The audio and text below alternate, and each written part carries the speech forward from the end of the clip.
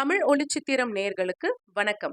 இன்னைக்கு நம்ம 1995வது வருடம் ராம்சந்தர் அவர்கள் இயக்கத்துல வெளியான ஜமீன் கோட்டை அப்படிங்கிற விறுவிறுப்பான திகில் நிறைந்த திரைப்படத்தோட விளக்கத்தை தான் கேட்க போறோம். இந்த திரைப்படத்துல நெகட்டிவ் ரோல்ல ஒரு பாட்டி வருவாங்க. அவங்க வாய்ஸே தனி பயத்தை உருவாக்கிடும். இந்த படத்தோட ஒன்லைன் என்னன்னா, பாசம் காட்டுறதுல பெரிய பணக்காரங்களாகும், ஆனா பண வசதியில ரொம்பவும் ஏழையா இருக்கிற ஒரு அண்ணன் தங்கச்சி. தான் தங்கச்சி விருப்பப்பட்ட வாழ்க்கையை அமைச்சு கொடுக்க அண்ணனுக்கு ஒரு தொகை தேவைப்படுது. அந்த நேரத்துல அவன தேடி ஒரு வேலை வருது. ஆனா அந்த வேலையால தான் அவனுக்கும் அவன் உயிரா நினைக்கிற தங்கச்சிக்கும் பெரிய ஆபத்து வரப்போகுதுன்னு தெரியாம இவனை அழிக்க 7 ஜென்மமா காத்துட்டு இருக்கிற ஒரு கெட்ட சக்தி வெளியே வர இவனே காரணமாயிடுறான். 7 ஜென்மத்துக்கு முன்னாடி முழுசா அழிக்க முடியாம போன இந்த கெட்ட சக்திய ஹீரோ அழிச்சானா, 7 ஜென்மமா அவனுக்காக காத்துட்டு இருக்கிற அவனோட காதலியோட சேர முடிஞ்சுதா, கெட்ட சக்தியால அவன் தங்கச்சிக்கு ஏற்பட்ட பிரச்சனைகளை எப்படி முறியடிக்கிறான், இப்படி பல சுவாரஸ்யமான கேள்விகளுக்கு திகிலால பதில் சொன்னப்பட்ட படம் தான் ஜமீன் கோட்டை. இந்த படத்தை முழுசா பார்க்கணும்னா யூடியூப்லயே அவைலபிளா இருக்கு, பாருங்க. இல்ல கதை மட்டும் கேட்டா போதும் அப்படின்னா வாங்க 1995ஆம் ஆண்டுக்கு பயணிப்போம். படத்தை ஓபன் பண்ணா ஒரு பஸ்ல நிறைய பேர் டிராவல் பண்ணிட்டு இருக்காங்க. கண்டக்டர் கிட்ட ஒரு ஒரு ஊர் பேரா சொல்லி டிக்கெட் வாங்கிட்டு இருக்காங்க. அதே பஸ்ல ஒரு பெரியவரும் அவர் பொண்ணும் இருக்காங்க. இவங்க தான் இந்த படத்தோட ஹீரோயின் மோகினி. பெரியவர் ஜமீன் கோட்டைக்கு 2 டிக்கெட் கொடுங்க அப்படின்னு சொன்னதும் டிரைவர் பஸ்ஸை சடனா ஸ்டாப் பண்றாரு. கண்டக்டர் பயப்படுறாரு. கோ பேசஞ்சர்ஸ் எல்லாம் எழுந்து அந்த 2 பேரை பாவமா பாக்குறாங்க. ஆனா இவங்க 2 பேரும் இதையெல்லாம் பெருசா கண்டுக்காம டிக்கெட் வாங்கிட்டு அவங்களோட ஸ்டாப்பிங் வந்ததும் இறங்கிடுறாங்க. அன்னிக்கு பௌர்ணமி. அவங்க 2 பேரும் ஜமீன் கோட்டையை நோக்கி நடக்கும்போது அங்க ஊர்க்காரங்க ஏற்கனவே ஜமீன் கோட்டைக்குள்ள போகலாம்னு வந்த பத்திரிக்கைக்காரங்கள போக விடாம நிறுத்தி வச்சிருக்காங்க. அதே மாதிரி மோகினியையும் நிறுத்த, மோகினி தெய்வ அருள் நிறைஞ்ச பொண்ணு. அவ பார்த்ததும் அவங்க அப்படியே ஸ்டன் ஆகி நின்னுடுறாங்க. மோகினி ஜமீன் கோட்டைக்குள்ள போறா. அங்க மோகினிக்கு பூர்வ ஜென்மத்து காட்சிகள் சிலது மனசுக்குள்ள வந்துட்டு போக அழுதுட்டே வெளியே வந்துடுறா. அவ அப்பா மோகினி கிட்ட இந்த கோட்டையாமா அப்படின்னு கேட்க அவளும் ஆமா அப்படின்னு சொல்றா. இதுக்கு நடுவுல பத்திரிக்கைக்காரங்கள்ல ஒருத்தர் மோகினிய பார்த்து, உங்க போட்டோவை நான் போன வாரம் ஒரு பத்திரிக்கையில பார்த்தேன். பூர்வ ஜென்மத்து ஞாபகங்கள்லாம் வந்துட்டதா போட்டிருந்த பொண்ணு நீங்க தானே அப்படின்னு கேட்க, அதுக்கும் ஆமா அப்படின்னு மோகினி பதில் சொல்றா. சரி, உள்ள போய் பார்த்தீங்களே, ஏதும் ஞாபகம் வந்ததா, அத பத்தி சொல்லுங்களேன் அப்படின்னு கேட்க, அது தேவ ரகசியம், வெளியே சொல்ல முடியாது அப்படின்னு சொல்லிட்டு போயிடுறா. சீன்ல கல்வெட்டு ஆராய்ச்சி பண்ற ஆர்கியாலஜிஸ்டோட வீட்டை காட்டுறாங்க. அங்க ஒரு குரூப் ஆஃப் பீப்புள் ஜமீன் கோட்டையை பத்தி டிஸ்கஸ் பண்ண வராங்க. உடனே அந்த ஆர்கியாலஜிஸ்ட் அவர் ஒய்ஃபை வெளியே போய் வெயிட் பண்ண சொல்றாரு. அந்த வீட்ல ஒரு பாட்டி இருக்காங்க. அவங்க அங்க பெருக்கிட்டு இருக்காங்க. அத அப்படியே போட்டுட்டு நீங்களும் வெளில போய் வெயிட் பண்ணுங்கன்னு சொல்ல, எழுந்து போனவங்க சும்மா போகாம அங்க இருந்த டேப் ரெக்கார்டர்ல ரெக்கார்டர் பட்டனை ஆன் பண்ணிட்டு போயிடுறாங்க. ஆர்கியாலஜிஸ்ட் தான் இதுவரைக்கும் கண்டுபிடிச்சது எல்லாத்தையும் அவர் ஃப்ரெண்ட்ஸ் கூட டிஸ்கஸ் பண்றாரு.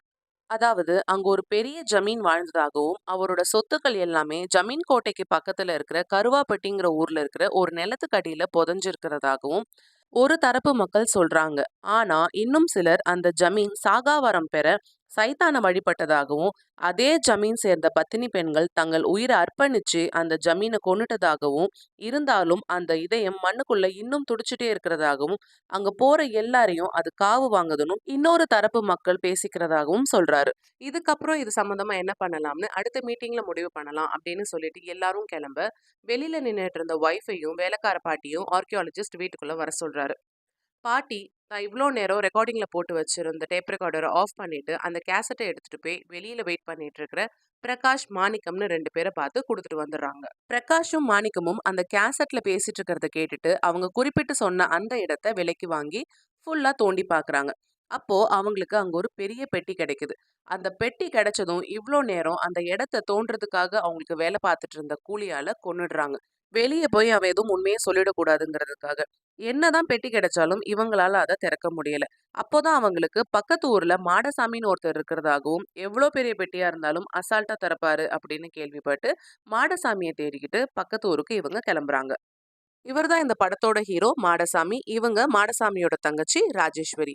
இவங்க 2 பேரும் கூட பிறந்த அண்ணன் தங்கச்சி இல்ல. மாடசாமி சின்ன வயசா இருக்கும்போது அந்த ஊர்ல இருந்த மனநலம் சரியில்லாத ஒரு அம்மா எங்கிருந்தோ ஒரு பெண் குழந்தையை தூக்கிட்டு வந்துடுறாங்க. அந்த மனநலம் சரியில்லாத பெண் கிட்ட இருந்து அந்த குழந்தையை மீட்டாலும் அந்த ஊர்க்காரங்க யாரும் அந்த பெண் குழந்தையை வளர்க்கறதுக்கு முன் வரல. அப்போ மாடசாமி தான் அனாதையா இருக்கிறதாகவும், தான் அந்த குழந்தைய தங்கச்சியா ஏத்து வளர்க்கறதாகவும் சொல்லி வளர்த்துட்டு இருக்காரு. ராஜேஸ்வரியும் அந்த ஊரு டாக்டர் பையனான வசந்தும் ஒருத்தர் ஒருத்தர் விரும்புறாங்க. இது மாடசாமிக்கு தெரிய வருது.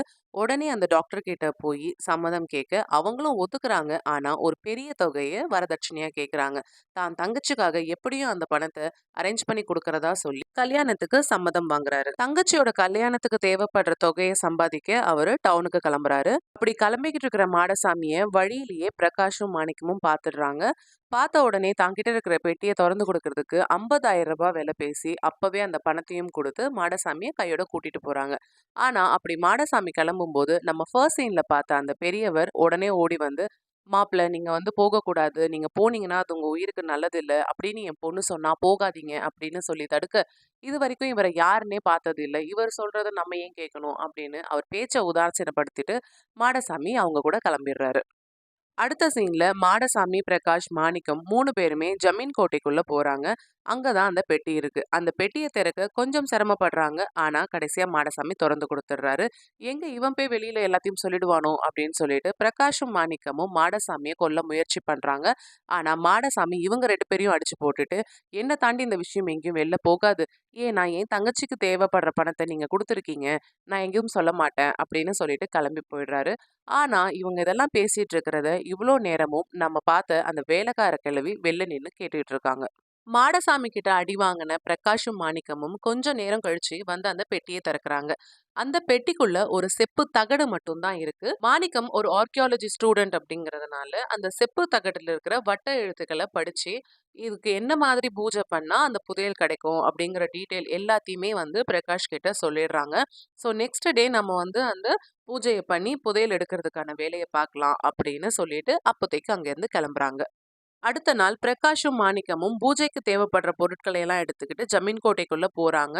இனிமேல்ட்டு மாணிக்கத்தோட தேவை பிரகாஷ்க்கு இல்ல அப்படின்றதுனாலயும் புதையலை எடுத்தா அதை தானே வச்சுக்கணும் அப்படிங்கிற பேராசையிலையும் மாணிக்கத்தை பிரகாஷ் கொன்னுடுறான். பிரகாஷ் மட்டும் தனியா உள்ள போய் தகட்டுல சொல்லியிருக்கிற மாதிரியான பூஜைகளை செய்யறான். உள்ள இருந்து புதையல் வரும் அப்படின்னு பார்த்தா துடிச்சிட்டு இருக்கிற இதயம் ஒண்ணு வெளியில வருது. அந்த இதயத்துல இருந்து ஒரு ஆவியும் வெளியில வருது. இத பார்த்து பயந்து ஓட பார்த்த பிரகாஷ அந்த ஆவி கொன்னுடுது. அன்னைக்கு நிறைஞ்ச பௌர்ணமி. வெளியே வந்த ஆவி நேரா மாடசாமி வீட்டுக்குள்ள போகுது. அங்க தூங்கிட்டு இருக்கிற ராஜேஸ்வரி உடம்புக்குள்ள பூந்துடுது. இப்படியே 3 மாசம் போயிடுது. மாடசாமி சென்னையில இருக்கிற ஜோசியரை பார்த்து தங்கச்சியோட கல்யாணத்துக்கு நாள் குறிக்க போறான். ஜோசியரும் கண்டிப்பா இந்த கல்யாணம் நல்லபடியா நடக்கும் அப்படின்னு சொல்ல, அந்த பெரியவரோ மாடசாமியை பார்த்து இந்த கல்யாணம் நடக்காது அப்படின்னு சொல்றார்.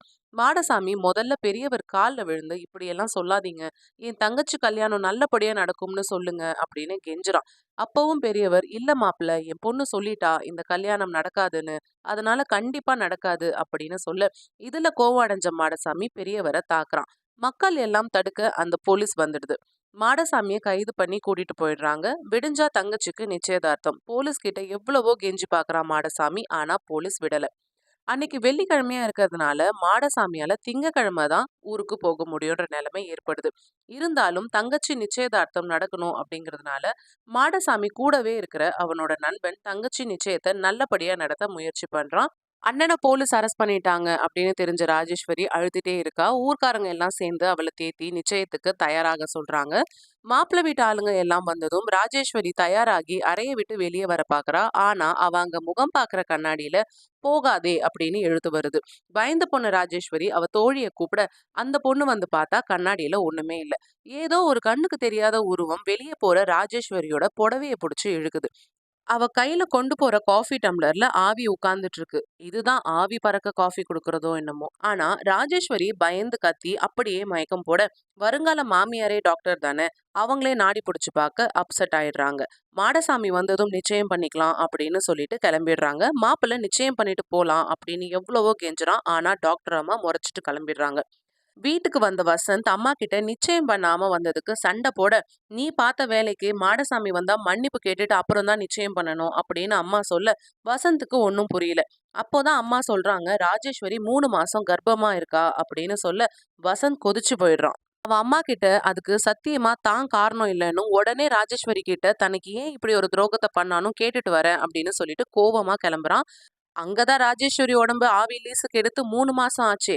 ராஜேஸ்வரிக்கும் வசந்துக்கும் வாக்குவாதம் நடக்குது. ஒரு கட்டத்துல உள்ள இருந்த ஆவி, இவன் வேற நச நசன்னு கேள்வி கேட்டுட்டு இருக்கான் அப்படின்னு டென்ஷன் ஆகி கழுத்துல கயித்தை போட்டு மரத்துல தொங்க விட்டுடுது. அடுத்த சீன்ல மாடசாமி பெயில் கிடைச்சு ஊருக்கு வரான். தன்னோட தங்கச்சி கல்யாணத்துக்கு முன்னாடியே கர்ப்பமானதுனால இத கேட்ட வசந்த் மனசுடைஞ்சு தூக்கு போட்டு தற்கொலை பண்ணிக்கிட்டான்னு கேள்விப்பட மாடசாமிக்கு பெரிய அதிர்ச்சி. ஆனா ராஜேஸ்வரியோ தான் கர்ப்பம் இல்லைன்னும் எல்லாரும் சேர்ந்து பொய் சொல்றாங்கன்னு சொல்ல மாடசாமி ஊர்க்காரங்க சொல்றத நம்பாம தங்கச்சி சொல்றத தான் நம்புறான். இதுக்கு நடுவுல அண்ணன் கிட்ட தனக்கு ஏற்படுற அமானுஷ்யமான விஷயங்களை சொல்லலாம்னு வந்தா அந்த ஆவி அண்ணன் தலைக்கு மேல கத்திய தொங்க விட்டு பயங்காட்டுது. ஒரு நாள் ராத்திரி தூங்கிக்கிட்டு இருக்கிற ராஜேஸ்வரி இதுக்கு மேல இப்படியே விட்டா சரி வராது, அந்த ஆவிக்கு என்னதான் வேணும்னு கேட்டுடலாம் அப்படின்னு ஒரு ரூம்குள்ள போய் ஆவிய வர சொல்றா. ஆனா ஆவி வரமாட்டேங்குது. ஒரு கட்டத்துல பக்கத்துல இருந்த கத்தி எடுத்து, இந்த குழந்தையால தானே எனக்கு இவ்வளவு பிரச்சனை, இந்த கருவை நானே அழிச்சிடுறேன் அப்படின்னு சொல்லி அதை எடுத்து குத்த கத்தி ரோஜா பூவா மாறிடுது. அப்பதான் ராஜேஸ்வரி உடம்புக்குள்ள இருக்கிற ஆவி வெளியே வந்து அவகிட்ட பேசுது.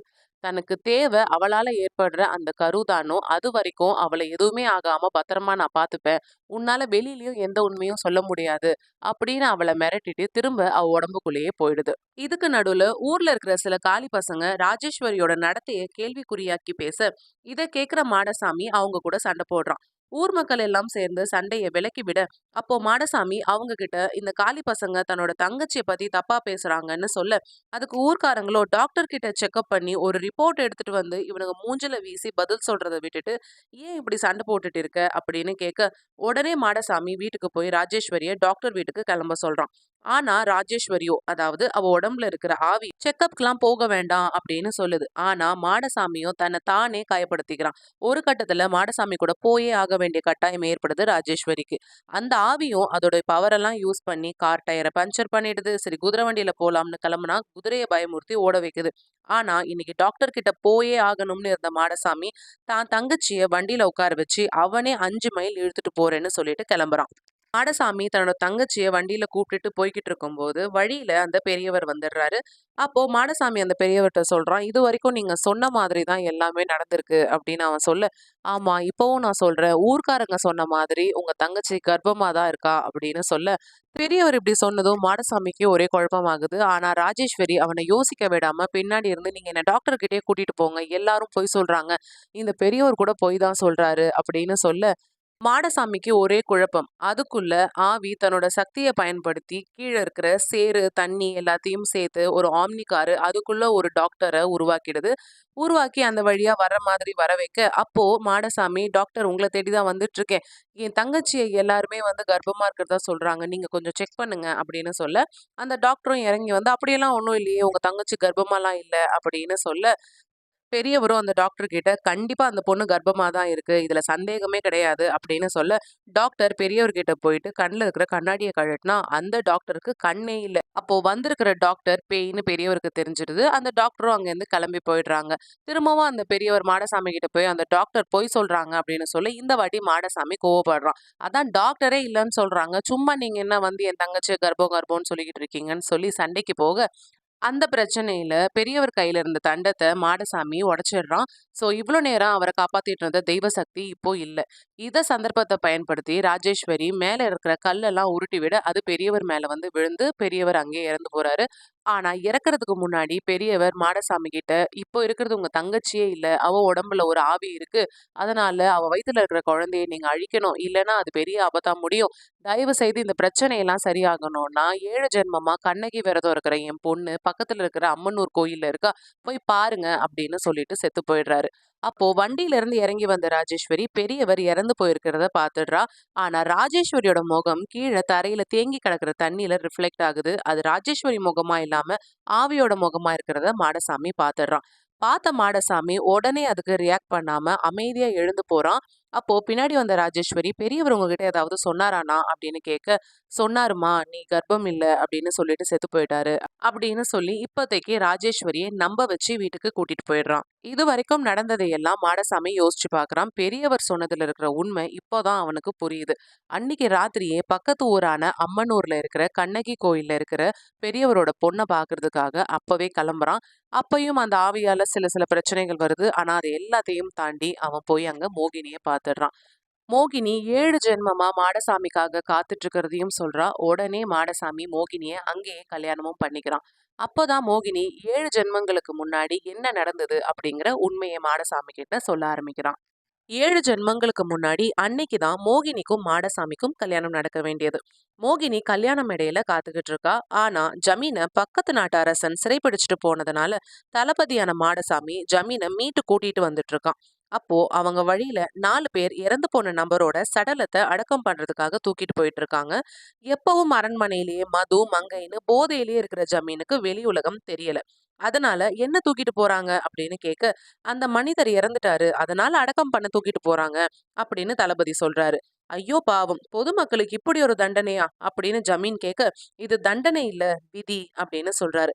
பிறந்த அனைவரும் ஒரு நாள் இறக்கதான் வேணும், இதுதான் பிரபஞ்ச விதி அப்படின்னு சொல்ல, அப்படின்னா நானும் ஒரு நாள் இறந்துருவேனா அப்படின்னு ஜமீன் கேக்குறான். தளபதி அதுக்கு ஆமா அப்படின்னு சொல்றான். மது மாது இதெல்லாம் ஒரு நாள் இல்லாம போகும்னு என்னால ஏத்துக்கவே முடியாது, விதிய மாத்தி அமைக்கணும்னு சொல்ல, கடவுள் அமைச்ச நியதியை யாராலும் மாத்த முடியாது அப்படின்னு சொல்ல, ஏன் முடியாது, கடவுள் நியதியை மாற்ற சைத்தானால முடியும் அப்படின்னு ஒரு வாய்ஸ் வருது. திரும்பி பார்த்தா அந்த வேலைக்கார கிழவி. இந்த ஜென்மத்துல இந்த கிழவிதான் ஜமீனோட குரு. ஜமீன் இப்போ இப்படி கெட்டு குட்டி செவரா போறதுக்கு இந்த கிழவிதான் காரணம். ஆனா ஜமீனுக்கு இப்போ சாகா வரம் வேணும். அதுக்காக என்ன வேணா பண்ணலாம் அப்படின்ற ஒரு மனநிலைமையில தான் இருக்கான். இதை யூஸ் பண்ணிக்கிட்ட அந்த சூனியக்கார கிழவி ஒரு குறிப்பிட்ட நாள் நட்சத்திரத்துல பிறந்த 99 பேரை சைத்தானுக்கு பலி கொடுத்தா சாகா வரம் கிடைக்கும் அப்படின்னு சொல்ல, அந்த நாள் நட்சத்திரத்துல பிறந்த 99 பேரை கூட்டிட்டு வாங்க அப்படின்னு சொல்லி ஜமீன் உத்தரவு போட, அந்த கிழவியோ தளபதியும் அதே நாள் நட்சத்திரத்துல பிறந்தவர்தான், முதல் பலி இவர்கிட்ட இருந்தே ஆரம்பிக்கலாம் அப்படின்னு சொல்ல, அவ்வளவுதான், தளபதியை அங்கேயே கொன்னு பலி கொடுத்துடுறாங்க. தளபதியை கொன்னுட்டாங்கன்ற விஷயம் தெரிஞ்ச மோகினியும் ராஜேஸ்வரியும் மாடசாமியோட உடலை தேடி வந்துகிட்டு இருக்காங்க. அப்போ அந்த கிழவி ஜமீன் கிட்ட 99 பேரை பலி கொடுத்து 90% யாகத்தை முடிச்சிட்டோம், வெற்றிகரமா இந்த யாகத்தை முடிக்கணும்னா உங்களால உருவான கருவை பலி கொடுத்துதான் இந்த யாகத்தை பூர்த்தி செய்ய முடியும் அப்படின்னு சொல்ல, அதுக்கான வழியையும் அவளே சொல்றா. மாடசாமி தங்கச்சி ராஜேஸ்வரியை நீங்க அடைஞ்சா உங்களால அவ கருவுற்றானா அந்த கருவை சித்ரா பௌர்ணமி நாள்ல பலி கொடுத்து யாகத்தை முழுசா முடிக்கணும், அப்படி முடிச்சா உங்களுக்கு சாகாவரம் கிடைக்கும் அப்படின்னு சொல்றா. ஆனா அதுக்கு ஜமீனோ, ராஜேஸ்வரிய சுத்தி மோகினின்னு ஒரு பாதுகாப்பு கவசம் இருக்கு, அவ கண்ணகிய வழிபட்டு தெய்வ அருள் அடைஞ்சவ, அவளை மீறி எப்படி ராஜேஸ்வரி அடைய முடியும் அப்படின்னு கேட்க, அப்படி மோகினியால எதுவும் பிரச்சனை வந்தா கூட உங்களோட சரீரம் தான் அழியும், உங்களோட இதயம் நாம ஏற்கனவே பண்ண யாகத்தின் பலனால துடிச்சுக்கிட்டே தான் இருக்கும், இப்பையில இருந்து 7வது ஜென்மத்துல நாங்க எல்லாரும் திரும்ப போறப்போம், அப்போ இந்த யாகத்தை முடிச்சு உங்களுக்கு சாகாவரம் கிடைக்கும் அப்படின்னு அந்த கிழவி சொல்றா. சரின்னு சொன்ன ஜமீனும் மாடசாமி உடலை தேடிட்டு வர மோகினியையும் ராஜேஸ்வரியும் வாழைத்தோப்புல வச்சு மடக்கி அவங்க கிட்ட தவறான நோக்கத்தோட நெருங்க, அவனுங்க கிட்ட இருந்து தப்பிக்கிறதுக்காகவும் அவனுங்களை அழிக்கிறதுக்காகவும் மோகினி தெய்வத்தை வேண்டி வாழை மரங்களை பத்த வச்சிடுறா. அந்த தீயில 2 பெண்களும் விழுந்து உயிரை மாச்சுக்கிறாங்க. அந்த தீ அங்க இருக்கிற எல்லா தீயவர்களையும் அழிச்சு ஜமீன் கோட்டையையும் பாழடைய வைக்குது. ஜமீனும் இந்த தீயில எரிஞ்சு சாம்பல் ஆகுறான். ஆனா அந்த கிழவி சொன்ன மாதிரி ஜமீனோட இதயம் துடிச்சுக்கிட்டே தான் இருக்கு. இப்படி பிளாஷ்பேக்க சொல்லி முடிச்ச மோகினி ஜமீன் கோட்டைக்குள்ள துடிச்சிட்டு இருக்கிற அந்த இதயத்தை குத்தி கிழிக்க உங்களால மட்டும்தான் முடியும் அப்படின்னு மாடசாமி கிட்ட சொல்றா. இன்னைக்கு சித்ரா பௌர்ணமி, நிலவு நடு வானத்தை அடையும் போது அந்த ஆவி உங்க தங்கச்சிய கொன்னு அவ வயித்துல இருக்கிற சைத்தான் கருவை எடுத்து பலி கொடுத்துட்டா, அப்புறம் இந்த உலகத்தை சைத்தான் தான் ஆட்சி பண்ண ஆரம்பிச்சிரும். அதனால சீக்கிரமா போய் அந்த இதயத்தை அழிச்சிட்டு வாங்க அப்படின்னு சொல்லி மோகினி மாடசாமியை அனுப்புறா. மாடசாமியும் ஜமீன் கோட்டைக்குள்ள போறான். அங்க அவனுக்கு நிறைய பிரச்சனைகள் வருது. அங்க இருக்கிற ஆவியோட பவர்னால மாடசாமிக்கு வயசாகி போகுது, கூன் விழுது, தோலெல்லாம் சுருங்கி கொப்புளம்லாம் வருது, அவனால நடக்கவே முடியல. இப்படி பல பிரச்சனைகள் இருந்தாலும் அவன் முன்னேறி போறத நிறுத்தவே மாட்டேங்கிறான். மோகினி மாடசாமியை காப்பாத்துறதுக்காக கடவுள் வழிபாடு பண்றா. எல்லா தெய்வங்களும் சேர்ந்து மாடசாமியை காப்பாத்த மாடசாமியும் அந்த இதயத்தை குத்தி கிழிச்சிடுறான். ஜமீன் கோட்டை சுக்கு தூளா உடைஞ்சு போயிடுது. இந்த பக்கம் சித்ரா பௌர்ணமி நெருங்க அந்த ஆவி ராஜேஸ்வரிய கொல்ல முயற்சி பண்ணுது. ஆனா அதுக்குள்ள மாடசாமி இதயத்தை குத்தி கிழிச்சிடுறதுனால ராஜேஸ்வரியும் காப்பாத்தப்படுறா. இப்படியே படத்தோட ஹாப்பி எண்டிங்கும் முடியுது. கதை விளக்கம் பிடிச்சிருந்தா சேனலை சப்ஸ்கிரைப் பண்ணிக்கோங்க. உங்களுடைய மேலான கருத்துக்களை கமெண்ட் பாக்ஸ்ல கமெண்ட் பண்ணுங்க. மேலும் இது போல சுவாரஸ்யமான கதைக்களத்துடன் மீண்டும் சந்திக்கலாம். நன்றி, வணக்கம்.